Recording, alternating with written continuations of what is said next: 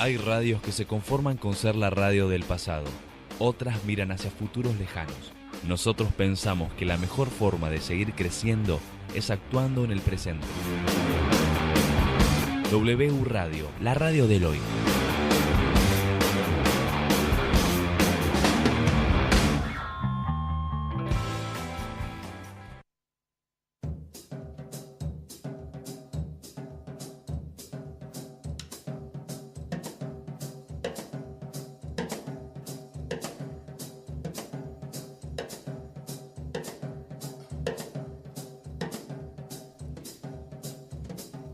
Radiofonía, un programa de radio de psicoanálisis. Radiofonía y psicoanálisis, ambos hechos de palabras, confluyen aquí. Entrevistas con especialistas y charlas con oyentes.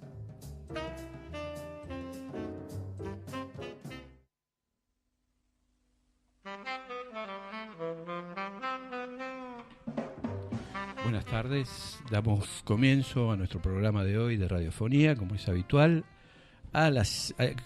pasadas las 5 de la tarde. Bueno, hoy me acompaña como coequiper aquí Gabriel Puliche. ¿Cómo te va, Gabriel? ¿Qué tal? Buenas tardes, Roberto. Y Marta del Cito. ¿Cómo andás, Marta? Hola, buenas tardes. Bueno, vamos a escuchar un poco más de nuestra cortina musical y enseguida presentamos a nuestro invitado de hoy.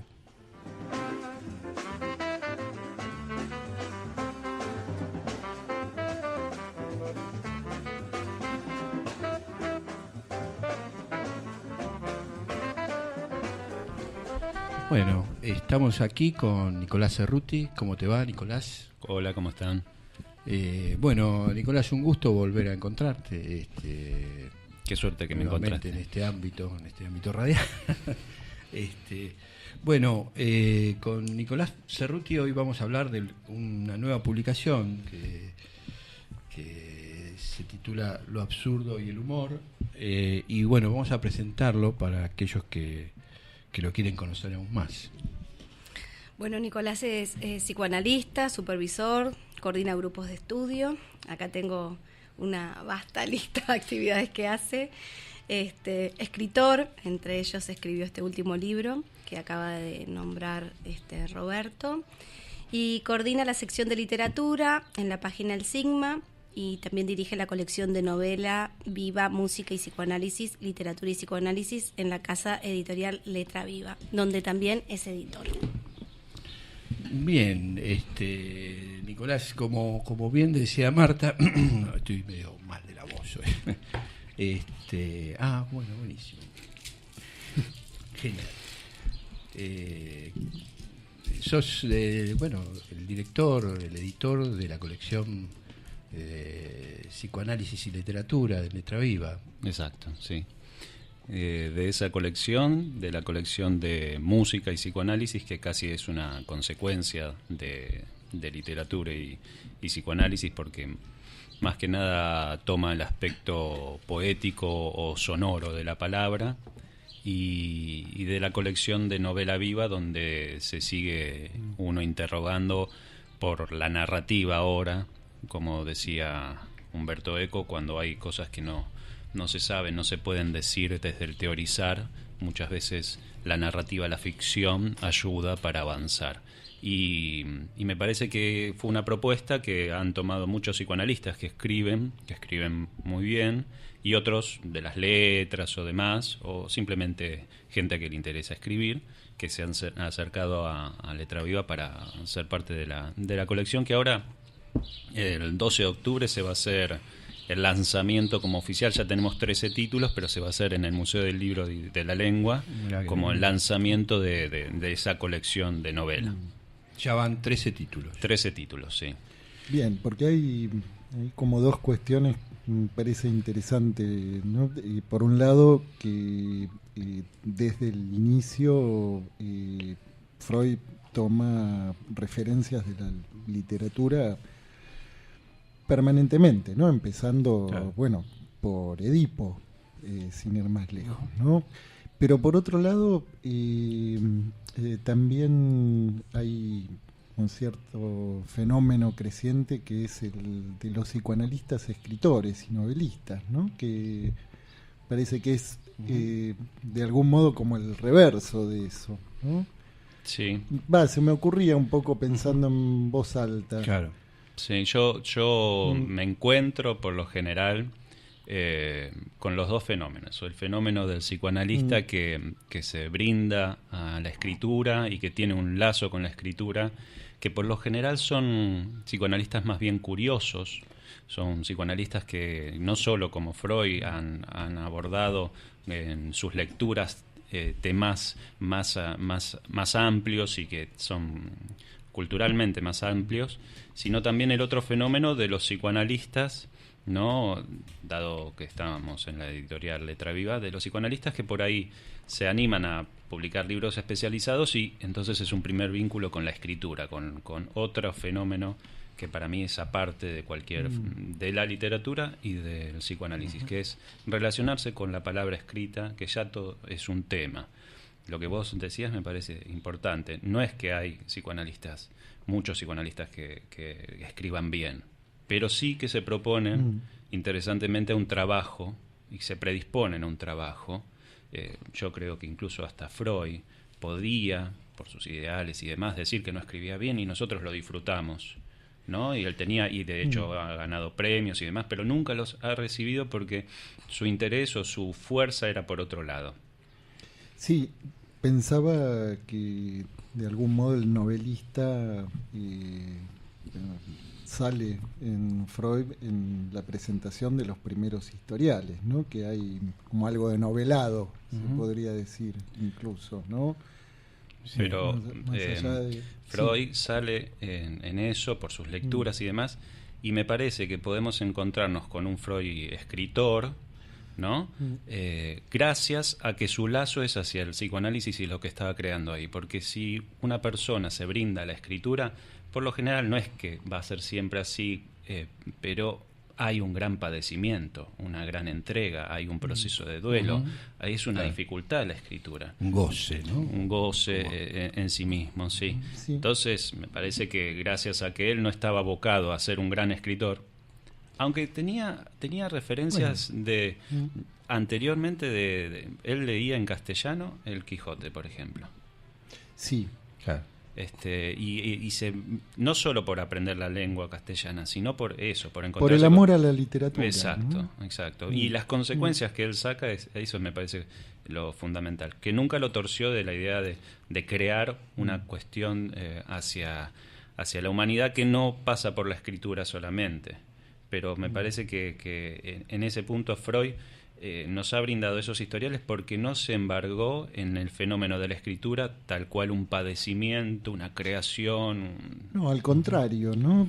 Quizás en Lacan la escritura aparece como algo más tortuoso. De hecho, el estilo de los escritos para los lectores. Bueno, pero si eso es lo que se percibe de parte de los lectores, también se puede suponer que algo de eso también le sucedería a Lacan, ¿no? A la hora de escribir.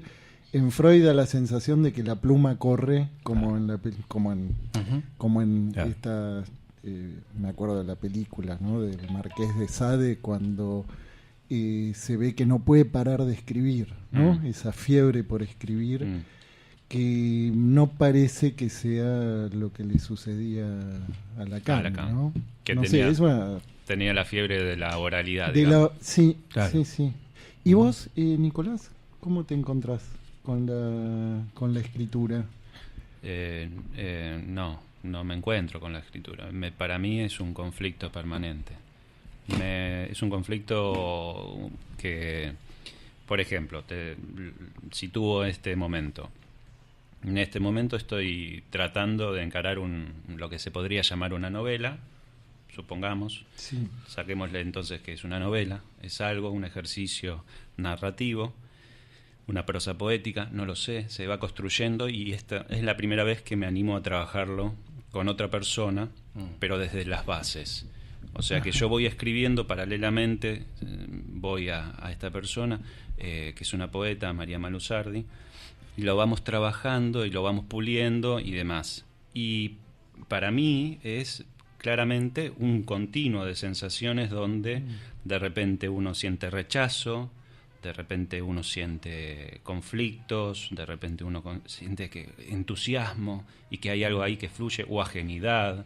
Entonces no puedo en ningún momento decir, bueno, esto lo estoy escribiendo yo, me siento un escritor, va por acá, va por allá. Puedo tener alguna que otra coordenada mínima de decir, bueno, me lanzo por este lado, me parecería que podría contar tal cosa, esto que estoy contando de dónde me viene, no lo sé, lo interrogo más como psicoanalista por ahí.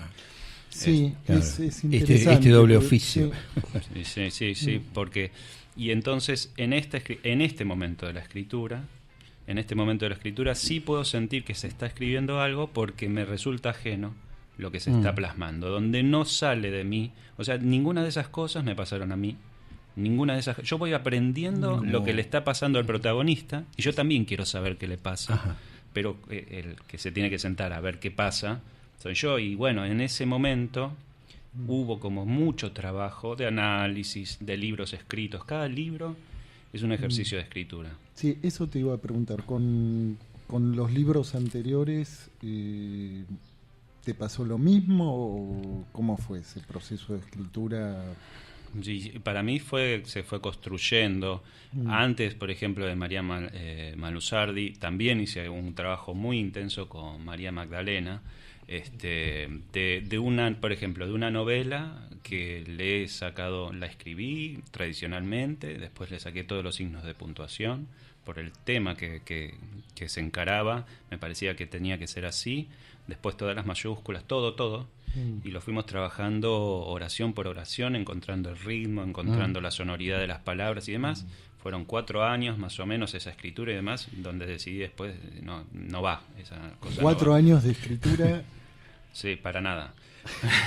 Bueno, no lo sabemos. Porque me ha dado, ¿qué destino tendrá? No por ese escrito, la verdad que no lo sé, pero sí... Ahora nos dan ganas de conocerlo. No, pero eso sí me fue como una gran escuela de lazo con la palabra. Yo no sé, y eso depende del lector. Ese es el otro punto, ¿no? Yo puedo opinar, decir, hablar, la construcción de la escritura, bla, bla, bla. Pero es el lector el que de repente te muestra alguna frase que vos escribiste o alguna cosa y demás. Yo siempre me resulta como ajeno esto. Yo siento que no lo escribí yo.